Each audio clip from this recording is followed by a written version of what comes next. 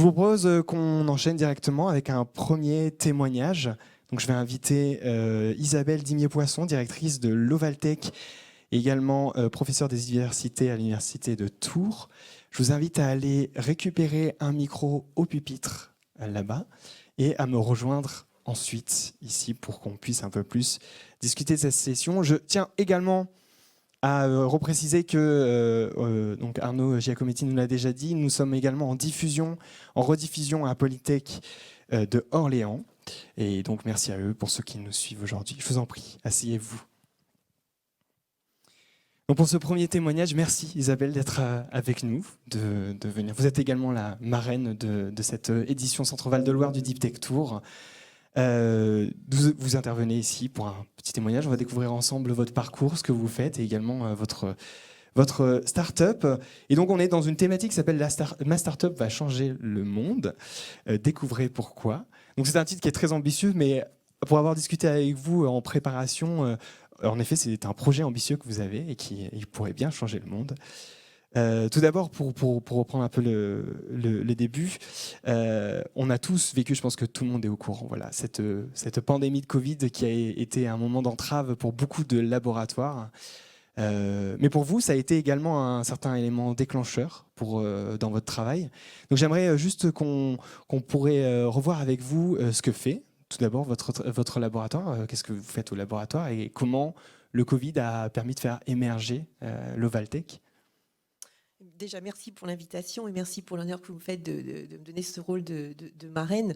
Donc moi, je suis professeure des universités. J'enseigne à la faculté de pharmacie de Tours et je dirige également une équipe de recherche qui est sous tutelle INRAE et Université de Tours depuis une quinzaine d'années. Et le cœur de métier de notre laboratoire, c'est la conception et le développement de vaccins contre certains pathogènes et notamment administration par voie muqueuse. Et on avait déjà eu une première preuve de concept puisqu'on avait développé un vaccin contre une maladie infectieuse qui s'appelle la toxoplasmose. Et ce vaccin qui avait donné de très bons résultats en modèle préclinique est aujourd'hui utilisé dans un grand nombre de zoos en France mais également au niveau international pour sauver certaines espèces en captivité, dont des primates. Et donc on avait cette première preuve de concept, comment un vaccin protéique à administration par voie nasale pouvait protéger vis-à-vis d'une maladie infectieuse avec un agent pathogène qui était donc administré par voie orale. Et donc on avait entre autres cette conception de vaccin. Et puis malheureusement, il y a 2 ans, comme beaucoup de monde, on s'est retrouvé confiné avec des projets qui s'arrêtent et avec des interrogations sur la suite. Et avec mon équipe, on a continué à interagir. Donc, c'était une interaction virtuelle, bien évidemment. Et on s'est posé la question si on ne pouvait pas apporter, notre expertise et notre expérience à créer un vaccin nasal anti-Covid-19. Et donc, l'aventure a commencé comme ça. Dans un premier temps, on a répondu à des appels à projets parce qu'on a dit tout à l'heure que l'argent, c'est le nerf de la guerre. Et effectivement, c'est le nerf de la guerre. Donc, on a répondu à un appel à projet ANR. On a été lauréat, donc je remercie l'ANR.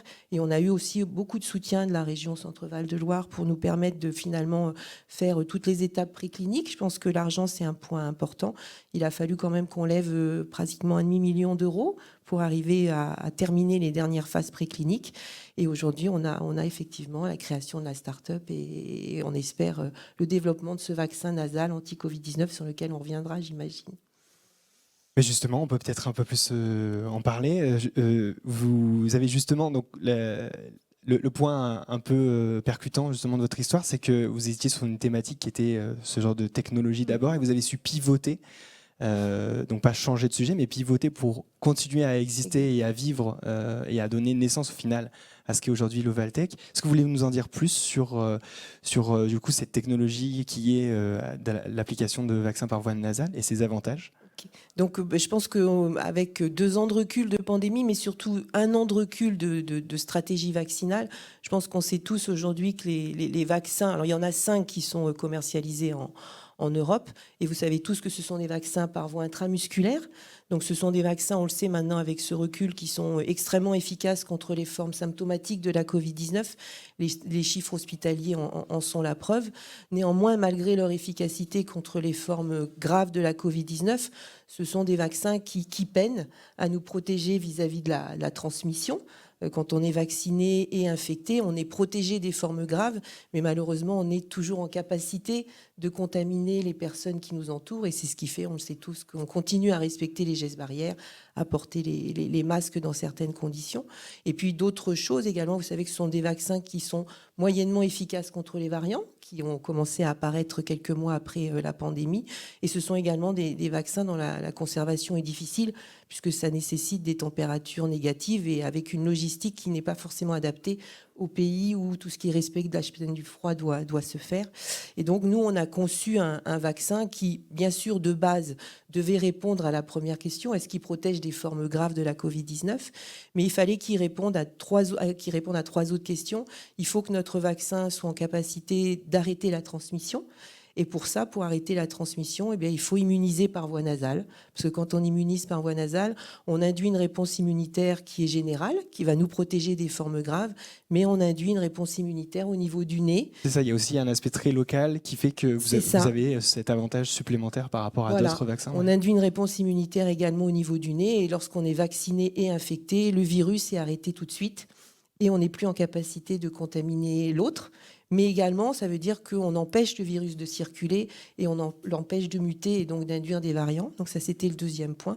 Et puis le troisième point, c'était il faut aussi qu'on ait un vaccin qui soit capable d'être efficace contre tout type de variant. Et donc, on a conçu un vaccin protéique avec des protéines qui, pour certaines, ne mutent pas, quels que soient les variants, et donc qui donnent ce côté un peu universel à notre vaccin, qui en plus se conserve potentiellement à des températures positives, donc pour une délivrance dans les pays où la logistique du froid ne peut pas se faire.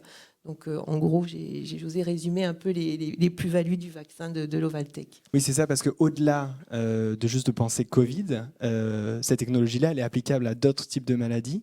Et on pourrait aller du coup sur des endroits de la planète où, comme vous l'avez dit, la conservation des vaccins est beaucoup plus compliquée. Est-ce que c'est des choses que vous avez cette ambition-là pour quand, en tout cas, d'aller sur ces terrains-là qui sont beaucoup plus éloignés de la France et de votre laboratoire ? Oui, tout à fait. De toute façon, aujourd'hui, on sait qu'il y a encore un certain nombre de maladies infectieuses pour lesquelles il n'y a pas de vaccin, ou des maladies infectieuses pour lesquelles les vaccins ne sont pas suffisamment protecteurs en termes de conservation. Et bien évidemment, une des réflexions de Lovaltech, c'est dès l'année prochaine de monter une plateforme technologique qui s'appuie donc sur le vaccin Covid-19 et de le déployer à façon pour tous les pathogènes d'intérêt contre lesquels aujourd'hui il n'y a pas de vaccin. Tout à fait, oui. Il y a un point aussi qui était très marquant quand on a discuté précédemment, c'était que vous m'avez parlé de la synergie de compétences dans votre laboratoire, ce qui vous a permis peut-être de... Est-ce que vous pouvez nous en parler de à quel point votre laboratoire a été très performant et très pertinent pour justement s'embarquer dans cette aventure entrepreneuriale ? Oui, c'est ce que je dis, c'est-à-dire que en fait cette histoire c'est un puzzle et il fallait que toutes les pièces puissent s'accorder les unes avec les autres pour arriver aujourd'hui à ce vaccin. Il fallait bien sûr des chercheurs et des enseignants-chercheurs qui aient une valence en termes de études des réponses immunitaires, tout le développement des essais précliniques sur les animaux, mais il fallait aussi qu'on ait des chercheurs et enseignants-chercheurs qui développent les protéines. Nous, notre laboratoire appartient au laboratoire d'excellence MabImprove, donc on a une plateforme qui nous permet de designer à façon des protéines recombinantes complexes comme des protéines vaccinales. Donc oui, il s'est passé toute une série d'événements qui a pu montrer qu'avec notre équipe qui est transdisciplinaire, on a pu finalement concevoir et ensuite développer toute la stratégie du vaccin.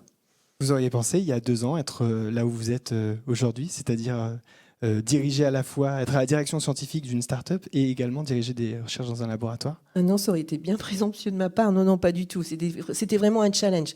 C'est-à-dire que le jour où on s'est réunis pour essayer de voir si on pouvait apporter un petit peu notre contribution au niveau du vaccin nasal, c'était pour nous quelque chose qui était au conditionnel. Est-ce qu'on allait pouvoir ? Bon, 2 ans après...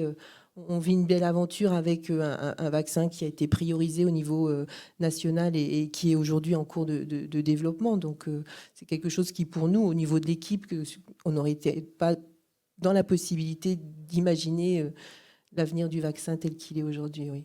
Et du coup, pour justement revenir sur cette histoire d'accompagnement, parce que du coup, vous avez été accompagné pour développer tout ça. Est-ce que vous pouvez nous en toucher 2 mots? Quels ont été les éléments les plus forts de cet accompagnement? Parce que c'est une aventure complètement nouvelle pour vous. Alors cet accompagnement, il a débuté dès le début par, il y avait un consortium qui s'appelle Reactine, qui avait été créé sous tutelle du ministère de la Recherche et de la Santé, qui était pour identifier les projets qui potentiellement pourraient apporter une plus-value dans le terme du développement de thérapies, de vaccins, etc. Donc on a répondu à ce consortium. Et en fait, ce qui s'est passé après, c'est que régulièrement, pendant les 18 mois qui ont suivi, puisque c'est une histoire en fait de 18 mois, on a été auditionné, guidé par ce consortium qui aujourd'hui s'appelle l'ANRS Maladies infectieuses et émergentes.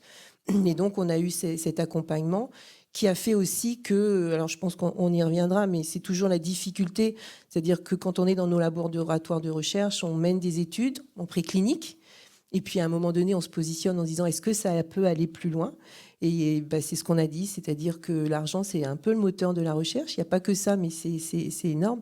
Et c'est vrai que le fait d'avoir été suivi par ce comité de recherche et d'avoir ensuite obtenu la labellisation nationale avec des subventions à hauteur de plusieurs millions dans un premier temps pour permettre le développement GMP de la protéine vaccinale nous a permis d'aller plus loin et de réfléchir à la création de l'Ovaltech et à anticiper sur les essais cliniques à venir, etc.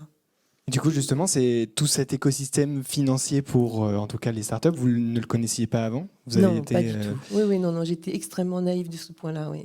Et comment a été du coup cette transition-là par rapport à ce que vous faisiez d'abord, qui était plus... On sait qu'en recherche, on cherche beaucoup aussi de l'argent, au-delà de chercher des résultats. Et comment ça s'est passé un peu cette transition-là de votre point de vue? Je pense que moi, j'avais un peu la frustration, c'est-à-dire qu'on avait des résultats au niveau donc de l'équipe qui nous montraient qu'on avait un vaccin qui avait toutes ces capacités-là, voilà. Mais c'était un peu la frustration de se dire on va breveter, on va publier, mais le après, qu'est-ce qui va se passer? C'est toujours vers qui on peut se tourner pour essayer d'avancer vers le développement du vaccin. Et je pense qu'il y a une réflexion qui s'est posée. À l'époque, on était en lien avec un certain nombre d'industries pharmaceutiques. On a eu la chance d'échanger, on a eu la chance de déposer des appels à projets communs, de répondre. Okay. Et puis à un moment donné, on a eu la chance, notamment avec Patrick Barillot, qui était donc business Récifarm, de se projeter en disant que peut-être en alliant le business et la recherche, on pourrait créer cette start-up. Et c'est sur cette base-là qu'on a réussi. Alors c'est une start-up qui est composée, c'est important, aussi de 2 autres associés, parce que mon équipe est dans l'aventure. Et donc on a souhaité créer cette société qui est toute jeune, puisqu'elle n'a que 2 mois. Mais elle est née en janvier, vous fin m'avez dit ? Janvier, ouais, c'est ça. D'accord, ouais. Donc quand même tout un temps, depuis l'adaptation du Covid jusqu'à aujourd'hui, la création de l'Ovatech. Merci beaucoup Isabelle pour je vous en prie, pour le partage de cette aventure-là. Est-ce que vous auriez un dernier mot à partager avec ceux qui sont présents et ceux qui sont en ligne aussi sur cette aventure qui n'est pas seulement financière mais aussi humaine de l'entrepreneuriat? Oui, c'est ça, c'est une aventure humaine surtout. Je pense que depuis 18 mois, mon équipe a travaillé énormément. On a eu aussi énormément de soutien, de partenariat, ça c'est vraiment important. Je pense effectivement, comme vous disiez, il y a 2 ans, j'aurais jamais imaginé ce qui peut se passer ici. Moi, je suis en 2e partie de carrière, donc je pense qu'il n'y a pas d'âge pour pencher du côté de l'entrepreneuriat. Je pense que c'est ça, il faut avoir envie, il faut être motivé et puis se lancer dans l'aventure.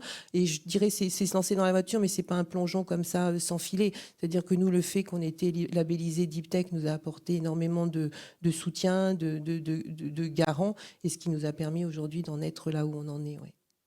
Mais merci beaucoup, merci beaucoup Isabelle. Je vous remercie. Voilà, vous pouvez l'applaudir, merci beaucoup.